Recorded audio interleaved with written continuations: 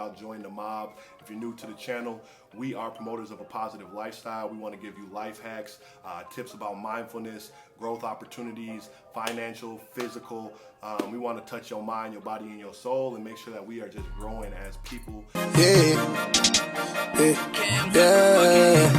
Everybody around me, family, ain't a person I don't trust. Lately I've been getting high, I ain't never got no loss. Sack it up and go and get it, that's the only thing I know. Heard they claiming that they made me, but I did it on my own.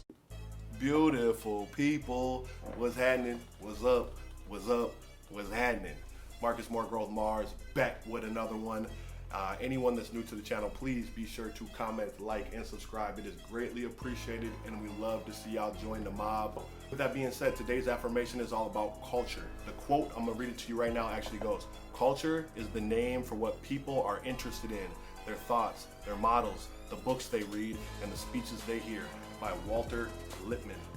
I think that culture is really important in everything that we do. It dictates the way that we act. It dictates the way that we were raised. It just is us, right? In an essence. And I think that culture contributes to what we hold, dear to ourselves and valuable.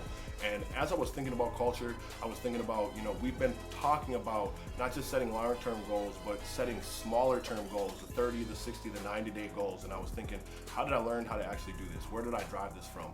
And the first thing that came to my mind was a gentleman by the name of Eric Thurwinger. He's a local, Minnesota, Wisconsin area guy that started a practice where he goes in and teaches, corporations and specifically sales units how to become motivated, how to set goals, and how to track to those goals. And this man, to get a little bit into his story, basically he's an ex-Marine and his wife had got cancer, and he was looking for a way. He felt helpless, not being able to really do anything. He's not a doctor. His wife had been diagnosed with cancer and she had been told that she was going to die. Since then, she's beat it twice. But he implemented something into her life and into their life because at the time he said he felt like she didn't have a lot of hope. She didn't feel like she had a lot of hope. And so they started setting goals, right? And the one goal that he implemented into their life was, we're gonna buy a house. So she started planning. She woke up every day excited. This is what the house is gonna look like. This is what we're gonna do. This is how we're gonna live in here as a family. This is what we're gonna build up. And lo and behold, she actually pulled through. She's doing well, and she contributes this to a big thing that gave her hope and allowed her to beat this. So when he was breaking it down, he actually went into 5 different groups that you should always be setting and hitting on any of your 30, your 60, your 90, or your long-term goals. And I think if you align with these 5 different places, it's going to allow you to be successful. I know it's made me to at least be able to break these down, get a lot more granular with them than I had in the past, and that gives you direction, which lets you to be able to actually track and know where you're going. So with that being said, the 5 F's are faith, family, finance, food, and fun.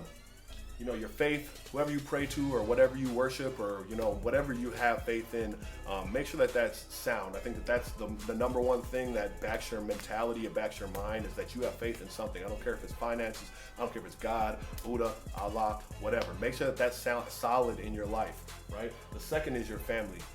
Wouldn't get far, the fruit don't fall too far from the tree, and the people that you surround yourself are indicative of what you become. So whether your friends are your family or your family is your family, which is your blood, make sure that you're taking care of those are solid relationships, you're spending time, you are making it known that you're trying to grow that and make it as healthy as possible.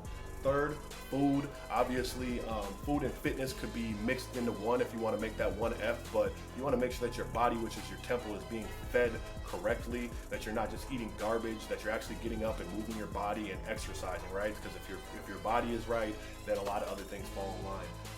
Finances. While this is a huge one, I personally think that this is one you have to take care of, and you got to manage, and you got to put together a budget and make sure that you're on point so that you can take care of your family, you can give back to your faith, you can afford to eat the food that you want, and last but not least, you can actually go out and have some fun. So you can't just consume your life with these other ones and not take a break for yourself and have some fun every once in a while, right? Like, you got to be able to go out and take a vacation, relax, rebuild, let your mind come back to where it was before. I think if you hit all 5 of these and you follow his mindset and his mentality, and you make sure that you're always doing something to feed your faith, always doing something to feed your family, always doing something to make sure that your food and your fitness is taken care of, always doing something to make sure that you have something to plan towards or go for to have fun, and you take care of your finances, I know it's helped me. It's at least helped me strategize again and have a sound plan and know exactly where I want to go and feed all of the 5 areas that make up the culture that we reside in. If you can do that and you can ride along with me, I think we're going to meet at the top, baby. Let's get it.